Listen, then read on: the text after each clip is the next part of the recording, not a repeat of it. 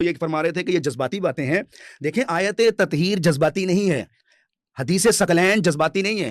ہم صحابہ کرام کو مفتی صاحب قبلہ اور اہل سنت حضرات امت کا سب سے اعلیٰ طبقہ مانتے ہیں, اور ہم بھی اہل بیت علیہ الصلوۃ والسلام کو عالم امت مانتے ہیں. اگر ان افراد کو ایک مسئلے کا علم نہیں, پھر ہم سے تو گلہ ہی کوئی نہیں ہے نا.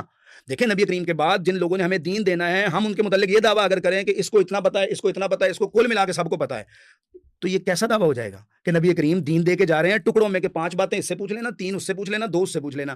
کیا کوئی عاقل بندہ اس چیز کو مانتا ہے؟ یعنی اگر آپ کہیں اس چیز کو کہ نبی کریم چلے گئے اور صحابہ کرام کے جن سے آپ نے دین لینا ہے, جو آپ کے اور نبی کریم کے درمیان وسیلہ ہیں, ان کے متعلق ہمارا ادعا کیا ہے؟ ہم سے مراد, میں جو سمجھا ہوں ان کے کلام سے, وہ ہے کہ جی 6 باتیں اس کو پتہ ہے, 4 اس کو پتہ ہے, 2 اس کو پتہ ہے, 5 اس کو پتہ ہے. بعد میں کتابیں جمع ہوں گی تو 14ویں صدی کے مولانا صاحبان جو ہیں وہ آ کے کٹھی کر کے دین کو سمجھ لینا.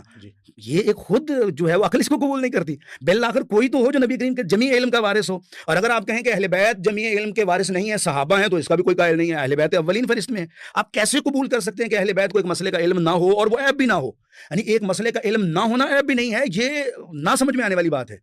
یعنی آپ بڑی آسانی سے ہم کہہ دیں کہ جی یہ جو ہے وہ جناب سیدہ کو جو ہے وہ علم اس وقت جو ہے وہ, اور یہ ان کی توہین. کیوں توہین نہیں ہے؟ ہم نے ان سے دین لینا ہے, ہم نے ان سے شریعت لینی ہے, اور اتنا واضح اور بدیہی مسئلہ ہے. یہ کہہ رہے ہیں کہ نبی کریم کے خصائص میں سے ہے کہ اس لیے جو ہے خصائص کا تو بدرجہ اولا معلوم ہونا چاہیے. ذیلی, فرعی اور جو فقہی معاملات کی نسبت خصائص مصطفیٰ کا تو پوری امت کو پتہ ہونا چاہیے تھا اس دور میں, کیونکہ وہ سب سے بارز ترین مسائل ہیں.